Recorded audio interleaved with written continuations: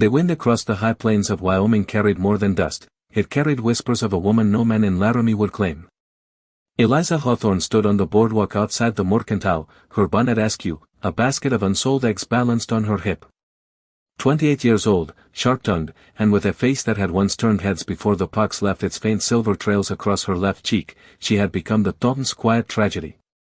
Suitors had come and gone like tumbleweeds, first the blacksmith, then the banker's son, then the preacher's nephew, each finding a reason to look elsewhere when the talk turned to vows. Her father's land, a modest 40 acres watered by a stubborn creek, was the only dowry she could offer, and even that had begun to feel like a burden.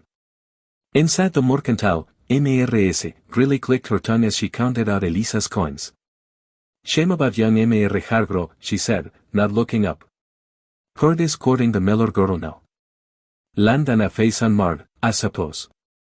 The words landed like pebbles in still water, rippling through Elisa's chest. She murmured thanks, took her flour and salt, and stepped back into the glare of noon. Across the street, the stagecoach disgorged its passengers, a drummer with a sample case, 2 drummers, wives in dusty bustles, and 1 man who did not fit. It was tall, sun-darkened, with a beard trimmed close and as the color of winter sky. His coat was patched but clean, his head low, and he carried no luggage save a bedroll and a rifle in a fringed scabbard. He asked the driver something low, the driver pointed toward the livery. The stranger nodded once and started walking, boots raising little puffs of dust that caught the light like sparks. Elisa watched him pass. Something in the set of his shoulders reminded her of the Mustangs her father used to break, weighty, self-contained, moving as if the ground might give way beneath them. She turned for home, the basket heavy now with more than eggs.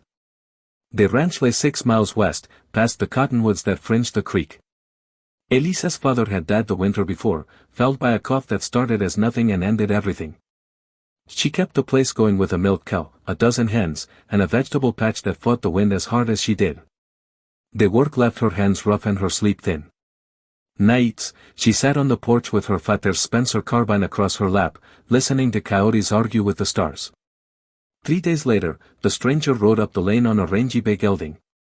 It reined in at the gate, touched his hat brim. Afternoon, ma'am.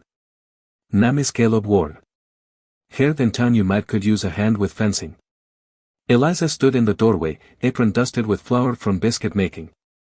She studied the horse first, good legs, clean hooves, then the man. Heard wrong, she said. I manage. Caleb dismounted anyway, ground tying the bay with a loop of rein. Manage don't mean easy. Creek fence is down in 2 places. So with riding the section.